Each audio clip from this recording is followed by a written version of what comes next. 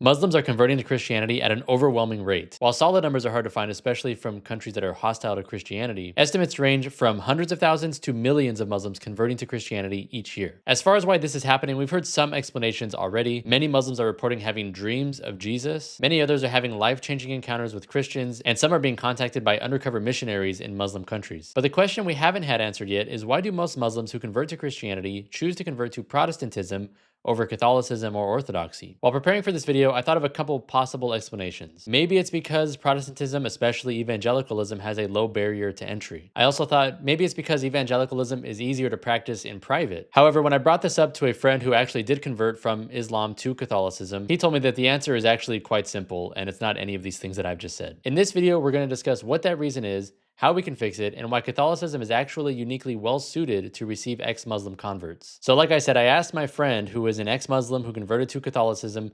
why Muslims tend to convert more to Protestantism than Catholicism, and basically what he told me is you need to watch my video. I had a friend down in Missouri send me a message on Instagram, and he grew up a Muslim and he was trying to convert to Christianity. So I told him that he could go to the parish, talk to the local priest, and just see what to do. Go to OCIA and get baptized, receive First Communion, do the whole 9 yards. He went to talk to the priest, and he told him the story about how his family disowned him, his mom doesn't love him anymore, his brothers and sisters couldn't talk to him anymore. And the priest sat there and thought for a second, and the priest told him that it would be better if he didn't convert to Christianity because of the damage what he did to his family. Now he's a Protestant Christian. Now I recommend watching that entire video, but we see even in that brief clip something that I've been seeing online. Catholics are simply not evangelizing to Muslims as much as Protestants are. And in some cases, Catholics are telling Muslims not to convert. This is absurd. Salvation is through Christ alone. Yes, some will be saved who have never heard of the gospel through no fault of their own. That is true. But that is not a guarantee. We can't simply rely on that. Being ignorant of the gospel does not mean you are automatically saved. If it did, Jesus would not have told the apostles to go out and baptize all the nations. Vatican II would not have told us that we need to evangelize to the entire world. Someone who is ignorant of the gospel through no fault of their own, but who truly strives to serve God, according to the Catechism, they can be saved, but this is extremely rare. And especially if someone has come to you saying that they have learned that the gospel is true and they want to follow Jesus Christ, and you tell them, no, go and stay in your religion, you're basically inviting that person to damn themselves to hell. You're inviting them to reject the gospel. That's insane. As Catholics, we know that our church has saved the world from Islam more than once. We should be at the forefront of discourse against Islam, and we're not. Like I was saying earlier, there are a lot of Muslims converting to Christianity, and some of them, yes, are converting to Catholicism. And if that is you, then you sharing your story, why you converted to Catholicism and why you left Islam, that is a story that can help millions of people come out of Islam and into the Catholic Church. Or if you're a Catholic who's been studying Islam as I have, and you can speak on it or write on it knowledgeably and convince people that Islam is false and Christianity is true, then your work can have an impact on the world and bring millions of Muslims to the Catholic Church. And speaking against Islam and talking about why it's false and evil can even stop Christians from converting to Islam. Because a lot of times people who are apologists for Islam or people who are sheikhs or imams, they simply will just lie to people or not give them the full truth when they're considering Islam so that they don't scare them away. Because if you tell somebody, yeah, Muhammad married a 6-year-old and consummated the marriage when she was 9, then they're going to be like, wait, I don't want to be part of this religion anymore. So they hide things like this until you're in the religion and you learn it on your own by reading the Quran and the Hadith.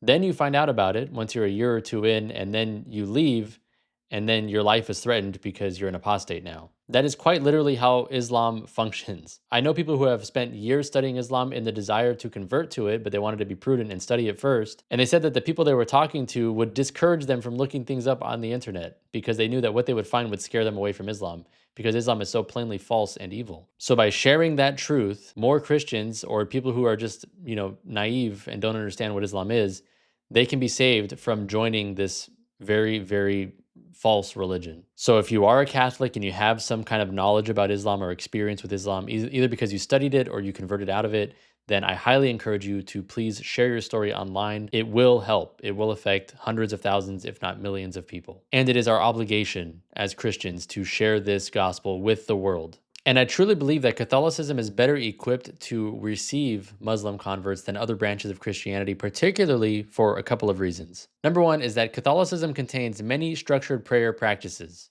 As you probably know, in Islam, you're required to pray 5 times a day at designated times. And in Catholicism, there are things you can find that are similar. For example, there's the Liturgy of the Hours, which I used to pray. I was a convert from Protestantism, and I was looking for more structure, and the Liturgy of the Hours provided that. If you're interested in it, I suggest you go and look it up yourself. But for a quick breakdown, it's basically a schedule of prayers for each day. So in the morning, you would do the morning prayers. This is typically prayed at sunrise, and it's a combination of hymns, psalms, and prayers, as well as some scripture readings. There's also a daytime prayer, an evening prayer, and a night prayer, as well as the office of readings, which can be prayed at any time during the day, but it's traditionally done during the night or in the morning. There are also beautiful prayer practices that unite Catholics, like the Rosary. Many Catholics pray the Rosary every day or at least once a week, and this is a practice that unites Catholics from all over the world, and we've been doing it for the last 1,000 years. So if you are an ex-Muslim who likes the structured prayer life that Islam provides, you can definitely find something very similar in Catholicism. Another beautiful thing about Catholicism that I think makes it very well equipped to receive Muslim converts is the fact that we have many different rites of the Catholic Church. Now, a rite, spelled R-I-T-E, in the Catholic Church is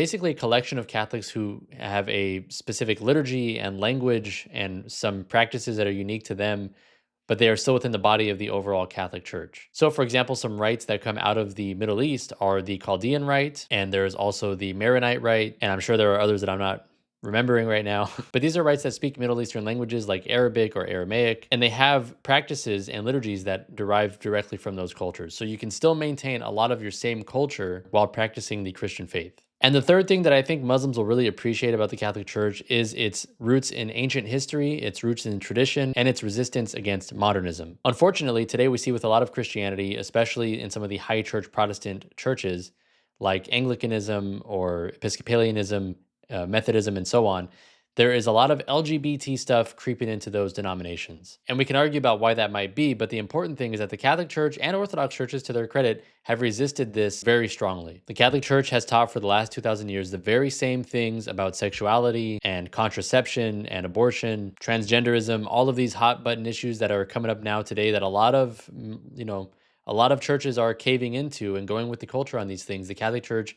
is one of the only ones that has stood up and said, no, we are going to stand on ancient truths. We are not going to compromise. And I think a lot of Muslims appreciate that. Muslims tend to like tradition. They tend to like objective truth and not, bowing to the modern culture or whatever.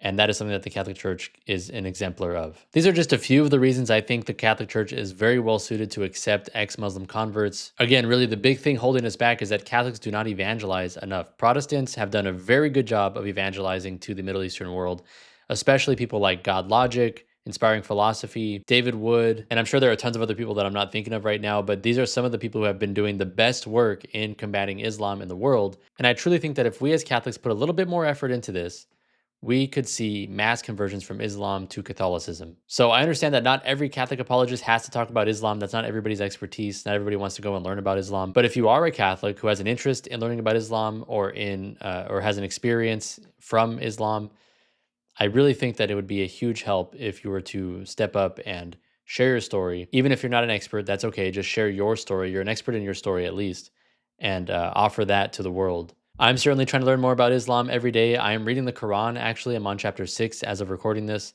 So I am reading the Quran. I'm trying to read some hadith, and I'm trying to learn more about this theology, this ideology, so that I can more effectively and honestly argue against it. I can honestly represent it and honestly tell people why I think it's false. I've been talking more about Islam because I'm interested in it. It's also the fastest growing religion and the second largest religion in the world. So I think it's important that we focus on Islam and talking about why it's false, why it's harmful, why it's evil, and also just talking about the beauty of Catholicism, the beauty that Christianity provides for us, and the beauty of what God has done for us in Jesus Christ. So that is why I talk about this stuff. I think it's interesting. I enjoy it.